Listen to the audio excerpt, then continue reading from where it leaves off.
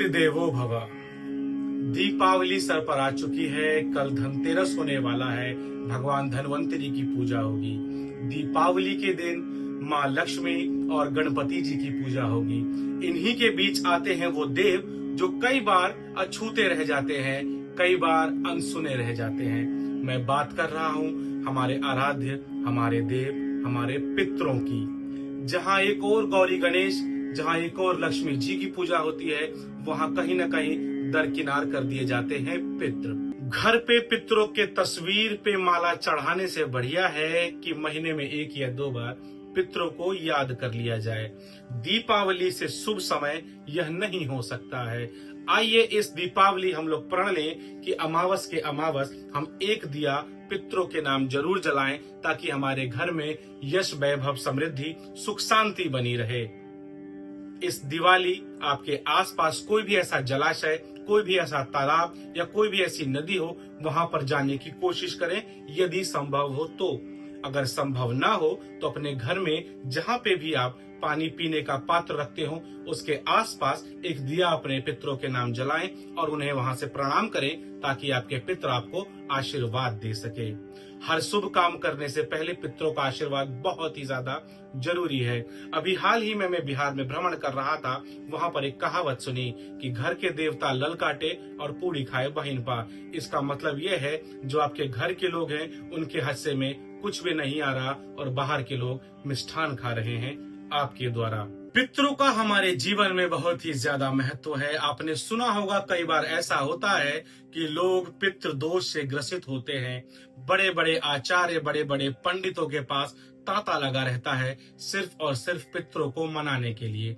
जबकि मैं बताऊं, पितृ कभी भी हमसे नाराज नहीं होते हैं यदि हम उनकी लगातार पूजा करते हैं। पितरों का बड़ा ही महत्व है अमावस के दिन, और दीपावली अमावस के दिन मनाई जाती है। कहा जाता है कि पितृ अगर खुश हैं तो घर में सदैव खुशहाली होगी। आपने देखा होगा आपके पूर्वज या आपके पुराने लोग सदैव पितरों की पूजा आराधना करते थे। गांव में एक ऐसी जगह होती थी जहां पितरों के मंदिर बने होते थे। लेकिन जैसे जैसे मॉडर्न जमाना बढ़ रहा है, ये जेनजी का जमाना जब से बढ़ रहा है, पितृ कहीं ना कहीं पीछे छूट जा रहे हैं। आइए इस दिवाली हम सभी गलतियों को भूलकर पितरों के चरणों में नमन करें और पितरों से आशीर्वाद मांगे, क्योंकि पितृ और कोई नहीं, हमारे अपने पूर्वज हैं जो हमसे कभी भी रुष्ट नहीं रह सकते। आप घर में कोई भी शुद्ध और शुभ काम करने जाइए, आप पितरों को प्रणाम जरूर कीजिए।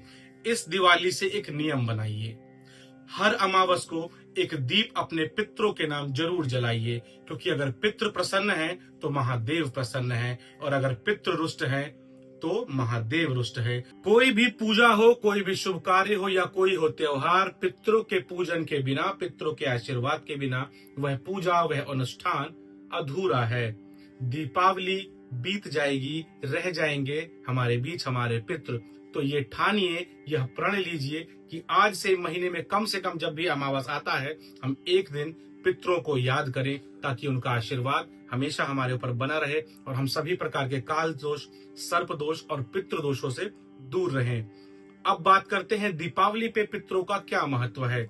जब पितृ पक्ष में पितृ धरती पर आते हैं, तो वह जब अपने लोक को वापस जाते हैं, तो उन्हें रोशनी और रास्ता दिखाने के लिए ही दीपोत्सव मनाया जाता है। दीपोत्सव में जो दीपों का प्रकाश होता है, वह उनको उनके सही स्थान जाने तक में मदद करते हैं। तो आइए इस दीपावली को हम अपने घर में, अपने आसपास में इतनी रोशनी करें, इतना जगमगाएं कि हमारे पितरों को रास्ता मिले। और एक बात, दीपावली में हमेशा यह ज्ञान मिलता है कि आप पटाखों से दूर रहें। पटाखे प्रदूषण फैलाते हैं। जी नहीं, पटाखे उतने ही जरूरी हैं जितना दीपावली में दिया जलाना है। तो अपने आप को, अपने परिवार को स्वच्छ रखें, स्वस्थ रखें, सुरक्षित रखें और साथ मिलकर मनाइए दिवाली। पितृदेवो भव। नमो नारायण।